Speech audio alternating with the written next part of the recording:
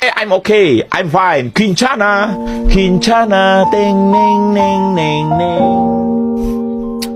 Ku menahan rasa sakit, rasa sakit. Assalamualaikum warahmatullahi wabarakatuh. Perkenalkan, nama saya Jannatin Alfafa dengan akhiran NIM 101. Saya dari Universitas Trunojoyo Madura. Saya di sini ingin mempresentasikan atau membahas materi tentang pengendalian costing atau bisa disebut dengan penetapan dan pengendalian biaya standar. Sebelumnya, saya ingin mengucapkan terima kasih kepada Bapak Sultansah selaku dosen pengampu mata kuliah akuntansi manajemen atas ilmu serta dedikasinya selama mengajar di mata kuliah akuntansi manajemen. Baik, selanjutnya saya akan membahas atau menjelaskan isi dari materi yang sudah saya sebutkan tadi. Baik, dalam dunia bisnis saat ini, perusahaan dituntut untuk mengelola biaya secara efektif dan efisien agar dapat memperoleh keuntungan yang maksimal. Salah satu alat yang digunakan dalam akuntansi manajemen untuk membantu pengendalian biaya adalah yang pertama, standar costing atau biasa disebut biaya standar. Pada presentasi ini, saya akan menjelaskan pengertian standar costing. Selanjutnya, ada tujuan dan manfaatnya. Prosedur penerapannya, analisis varian, serta contoh kasus penerapannya dalam perusahaan, yaitu pendahuluan, yang dimana dalam kegiatan produksi perusahaan sering menghadapi berbagai masalah seperti pemborosan bahan baku, penggunaan tenaga kerja yang tidak efisien, dan selanjutnya meningkatnya biaya operasional. Apabila biaya produksi tidak dikendalikan dengan baik, maka keuntungan perusahaan dapat menurun. Oleh karena itu, perusahaan membutuhkan suatu sistem yang dapat digunakan untuk merencanakan dan mengendalikan biaya produksi. Salah satu metode yang banyak digunakan adalah standar costing, yang dimana standar costing tersebut merupakan metode penentuan biaya yang dilakukan dengan menetapkan biaya standar terlebih dahulu sebelum proses produksinya. Dan juga biaya standar tersebut nantinya juga digunakan sebagai pendoman dan dibandingkan dengan biaya aktual yang benar-benar terjadi. Melalui perbandingan tersebut, perusahaan dapat mengetahui apakah proses produksinya berjalan dengan efisien atau tidaknya. Dan selanjutnya yaitu pengertian dan konsep dari standar costing. Standar costing adalah metode akuntansi biaya yang menetapkan biaya produksi berdasarkan kondisi operasi yang dianggap normal dan efisien. Biaya standar juga berfungsi sebagai target atau patokan yang harus dicapai perusahaan. Dalam sistem ini terdapat dua jenis biaya, yaitu yang pertama, biaya standar, yaitu biaya yang telah ditentukan sebelumnya. Dan yang kedua, biaya aktual, yang dimana biaya yang benar-benar terjadi selama proses produksi. Dan selanjutnya ada perbedaan antara biaya standar dan biaya aktual disebut varians atau selisih biaya. Varians ini menjadi dasar bagi manajemen untuk mengevaluasi kinerja dan mengambil tindakan perbaikan. Dan juga ada komponen biaya standar, yang dimana dalam perusahaan manufaktur terdapat 3 komponen utama biaya produksi. Yang pertama adalah biaya bahan baku langsung, yang dimana biaya ini digunakan untuk memperoleh bahan utama secara langsung menjadi bagian produk yang dihasilkan. Contohnya adalah kayu pada industri mebel atau tepung pada industri roti. Dan yang kedua adalah biaya tenaga kerja langsung. Biaya ini merupakan biaya yang dibayarkan kepada pekerja terlibat langsung dalam proses produksinya.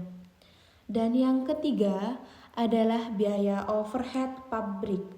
Biaya overhead meliputi biaya tidak langsung seperti listrik, penyusutan mesin, biaya perawatan peralatan, dan biaya pendukung lainnya. Ketiga komponen inilah yang biasanya ditetapkan standar biayanya sebelum produksi dimulai. Dan selanjutnya juga ada tujuan dan manfaat dari standar costing.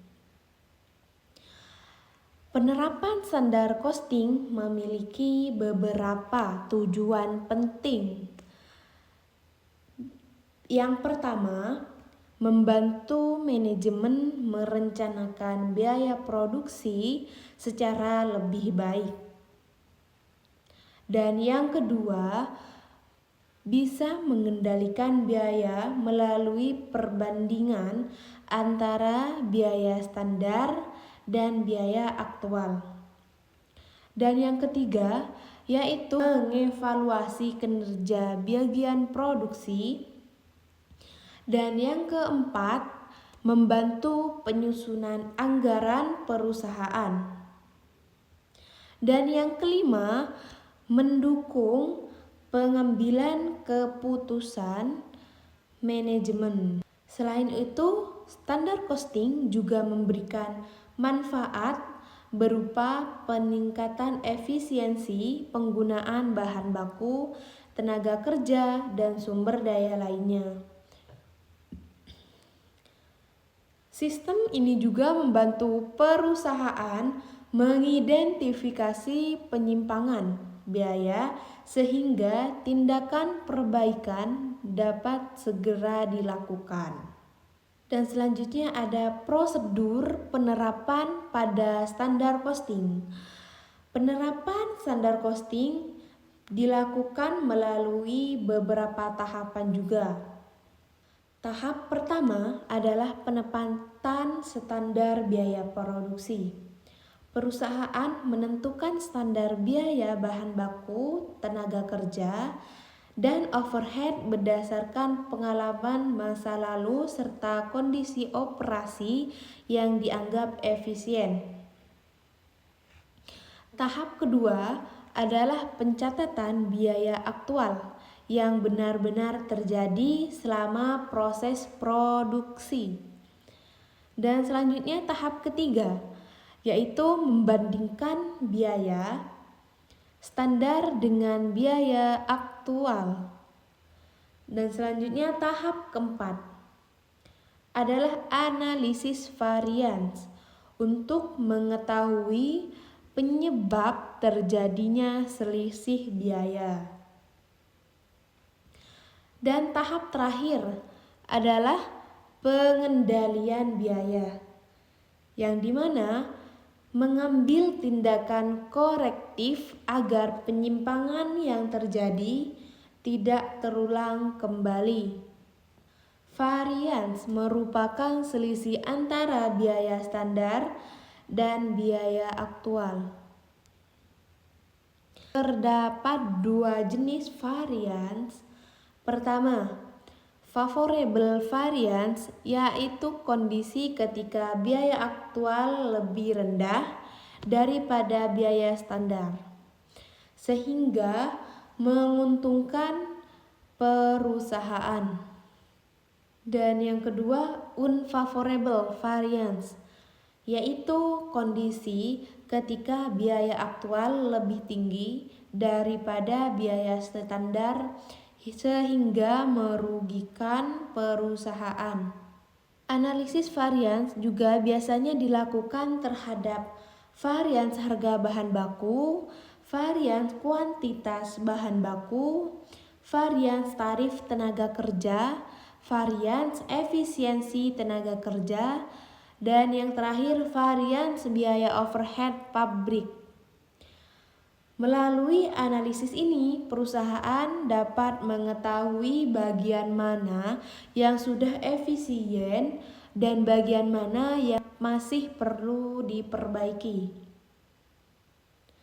Yang selanjutnya ada contoh kasus dari PT Karindo. Dalam contoh kasus PT Karindo, perusahaan memproduksi sebanyak 120.000 unit produk.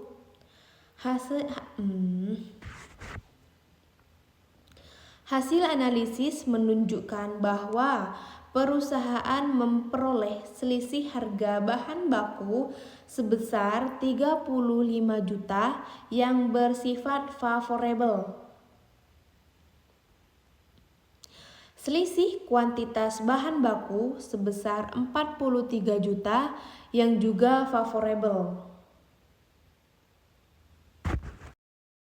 Hal ini menunjukkan bahwa perusahaan mampu menghemat biaya bahan baku baik dari sisi harga maupun penggunaan. Namun, perusahaan mengalami selisih efisiensi tenaga kerja sebesar 12 juta yang unfavorable. Selisih tarif tenaga kerja sebesar 36,5 juta yang juga unfavorable. Artinya, penggunaan tenaga kerja masih kurang efisien dikarenakan jam kerja dan tarif upah yang digunakan lebih tinggi dibandingkan standar yang telah ditetapkan. Dan selanjutnya, materi yang terakhir, yaitu kesimpulan.